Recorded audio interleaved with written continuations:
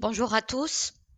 On va s'attaquer aujourd'hui à un nouveau périphérique du STM32, à savoir le convertisseur analogique numérique appelé ADC. Ce cours, bien sûr, utilise la plateforme STM32F4 et pour le développement des applications, nous allons utiliser les API du hall du CubeMX. Je vais commencer tout d'abord par expliquer l'intérêt de l'utilisation d'un ADC dans un système embarqué et le principe de fonctionnement de ce périphérique. Je prends à titre d'exemple un capteur infrarouge. C'est un capteur Sharp qui permet la détection des distances. Je vous montre dans cette courbe la caractéristique du capteur. Donc, c'est la tension récupérée à la sortie du capteur en fonction de la distance qui éloigne le capteur de l'objet. Imaginons que ça, c'est le signal, la tension délivrée par le capteur en fonction du temps. Bien sûr, selon l'espacement du capteur de l'objet.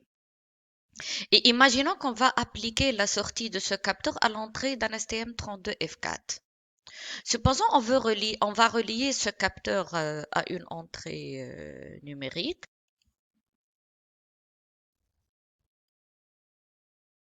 Cette tension va être comparée par rapport à deux tensions seuil.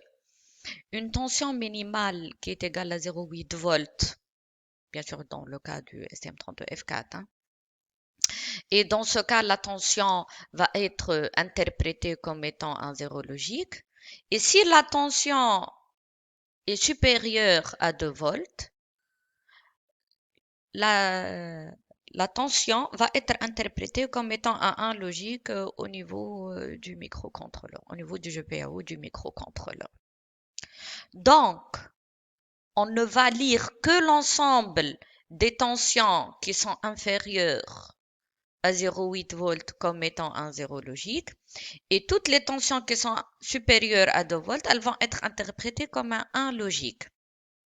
Alors que dans le cas de ce capteur, si la tension elle est égale à 1,6, ça veut dire qu'il est espacé du capteur de 8 cm.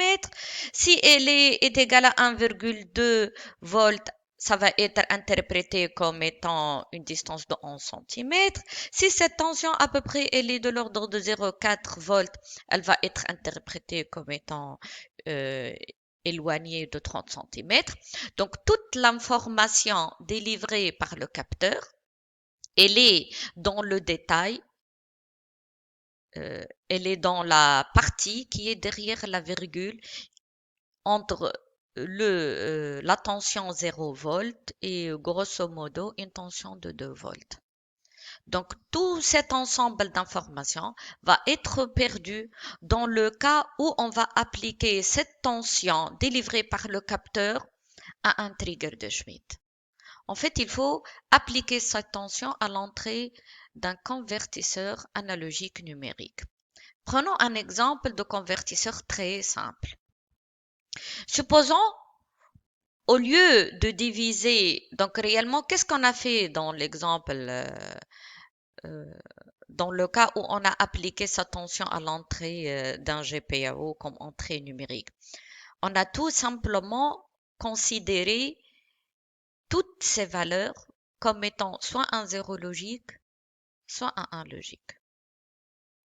Prenons donc l'exemple d'un convertisseur analogique numérique sur 2 bits uniquement. Sur 2 bits, on peut avoir 4 combinaisons possibles. 0, 0, 0, 1, 1, 0 et 1, 1. Ça veut dire que je pourrais prendre l'ensemble des valeurs des tensions délivrées par le convertisseur, qui sont l'ensemble des tensions utiles entre 0,2 volts et 2,8 volts. Et je vais diviser cet intervalle de valeur sur 4 intervalles. Ça, bien sûr, dans le cas simple où j'ai considéré que le convertisseur va me convertir cette tension analogique en une grandeur numérique écrite sur 2 volts, sur 2 bits, pardon. Donc, le fait de prendre cet intervalle et de le diviser sur 4, je vais avoir 4 sous-intervalles de 0,2 à 0,7, de 0,7 à 1,4, ainsi de suite.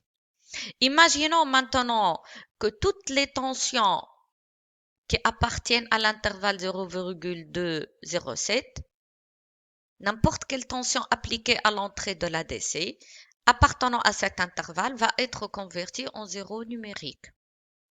Et toutes les tensions qui sont comprises entre 0,7 et 1,4, elles vont être converties en la valeur numérique 0,1.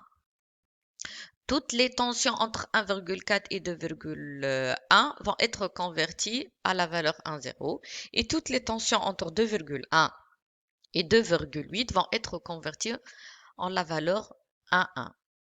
Donc c'est vrai que cet ADC n'est pas de bonne qualité. Pourquoi? Parce que toutes les tensions qui sont comprises dans cet intervalle 0,7 et 1,4, toutes ces tensions vont être converties en une seule valeur qui est 0,1. Mais j'aurai bien sûr une meilleure information que dans le cas où je vais appliquer le signal à la sortie de l'ADC directement à l'entrée d'un GPIO et où j'aurai divisé toutes les tensions appliquées en deux informations uniquement, 0 et 1. Donc, réellement, ce que j'aurai au niveau du microcontrôleur, c'est une de ces 4 valeurs dans mon petit exemple. Donc, dans mon programme, le fait de récupérer un 0 me permet de déduire que la tension appliquée en entrée appartient à l'intervalle 1,4-2,1 et que je vais interpréter 1,4. On aura bien sûr une petite erreur entre la valeur réelle et la valeur quantifiée. 1,4 dans ce cas de figure est appelée la valeur quantifiée qui est appelée erreur de quantification. Donc, si j'ai, à titre d'exemple, une tension appliquée en entrée est égale à 1,7 volts, à la sortie de l'ADC, j'aurai la valeur numérique 0,1, 1,7, donc j'aurai la valeur numérique 1,0. Et l'erreur de quantification serait la différence entre la valeur réelle 1,7 et la valeur quantifiée qui est égale à 1,4 volts. Donc, on va définir bien sûr le vocabulaire utilisé dans l'ADC. Donc, tout d'abord, la plage appliquée, l'intervalle appliqué à l'entrée de l'ADC, c'est ce qu'on appelle la plage d'entrée de l'ADC. Il est appelé aussi étendue de mesure. Il est toujours modélisé par la variable delta V. Donc, c'est la différence entre la tension de référence maximale qui est une caractéristique du microcontrôleur, et la tension de référence minimale, qui est aussi une caractéristique du microcontrôleur. Cet intervalle est appelé étendue de mesure. Alors, selon le nombre de bits qu'on va utiliser, donc dans ce deuxième exemple, j'ai considéré 3 bits. Si je considère 3 bits, donc j'ai réellement 8 combinaisons possibles. Donc je vais diviser cet intervalle delta V, qui est l'étendue de mesure, en 8 sous-intervalles. C'est ce qu'on appelle le poids de quantification, le quantum ou aussi la résolution d'un ADC. Donc la formule Q, elle est égale à delta V qui est VRF plus moins VRF moins, divisé par 2 à la puissance n, où n est le nombre de bits utilisés à la sortie de l'ADC. Donc, toutes ces écritures, elles sont équivalentes. Si je prends, par exemple, un nombre de bits n est égal à 10, donc au lieu de n est égal à 3, je vais avoir n est égal à 10. Je vais avoir 2 à la puissance 10 combinaisons possibles, ce qui fait qu'on dit que j'ai un ADC de 1024 points. 1024, c'est 2 à la puissance 10. Ou on dit aussi que j'ai un ADC sur 10 bits, ça veut dire que la valeur récupérée en sortie, la valeur convertie à la sortie de l'ADC, elle est sur 10 bits. Et on dit aussi que l'ADC dans l'étendue de mesure delta V, il est égal à 5 volts, a un quantum ou une résolution de 4,88 millivolts. En fait, le Q, il est égal à 5 volts divisé par 2 à la puissance 10 qui est 1024, donc j'aurai 4,88 millivolts. Donc, imaginons bien sûr qu'on considère un ADC sur 10 volts et que la plage de mesure, elle est de 5 volts, le pas est de 4,88 millivolts. Donc, l'erreur de quantification entre la valeur réelle appliquée à l'entrée de l'ADC et la valeur numérique quantifiée sur 10 bits, de toutes les façons, elle va être inférieure au quantum qui est de 4,88 millivolts. Donc, c'est une valeur très faible lorsque le nombre de bits considéré pour l'ADC est assez important, comme dans cet exemple. Donc, réellement, on ne va jamais considérer des ADC sur 2 bits ou sur 3 bits. C'est juste pour expliquer le principe de fonctionnement. Donc, je vais vous montrer ici la structure générale d'un périphérique ADC.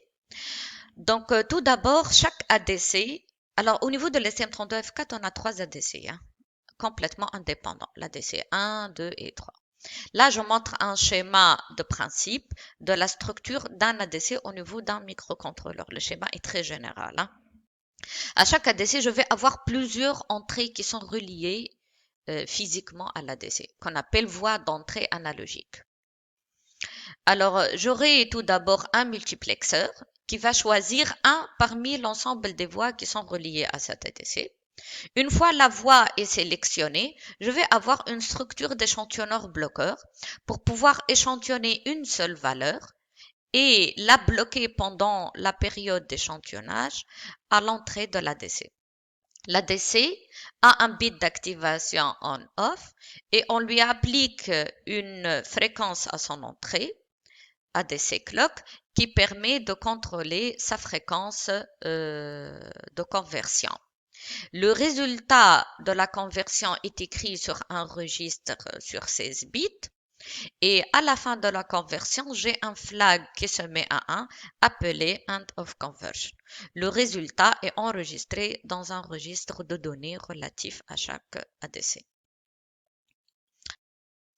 Je représente sur cette courbe les tensions analogiques mises en jeu en fonction du temps. Donc cette première courbe représente la tension appliquée sur une broche de l'ADC. Donc, et là, c'est la tension qui est à l'entrée de l'ADC. Alors, initialement, c'est la tension enregistrée dans la capacité de l'échantillonneur bloqueur. Donc, lorsque cette tension est appliquée sur la broche de l'ADC, la tension stockée dans la capacité va augmenter jusqu'à ce qu'elle atteigne la tension réelle appliquée à l'entrée de l'ADC. Cette tension va être bloquée pendant le temps de conversion. Lorsque la conversion est terminée, la sortie de l'ADC est enregistrée dans un registre et uniquement après la période d'échantillonnage configurée au niveau de l'ADC que je vais considérer une deuxième valeur qui va être elle aussi euh, stockée dans l'étage échantillonneur bloqueur. Ensuite, elle va être convertie. Donc, on aura tout d'abord ce premier intervalle appelé temps de conversion totale, qui est constitué de deux périodes. La période qui permet à l'échantillonneur bloqueur d'atteindre la tension réelle appliquée à l'ADC et la deuxième période appelée la période de conversion. Cet intervalle global, c'est ce qu'on appelle le temps de conversion totale. Donc, ça, c'est le détail de tout ce que je viens de dire. On va s'arrêter dans ce slide au niveau de cette première partie.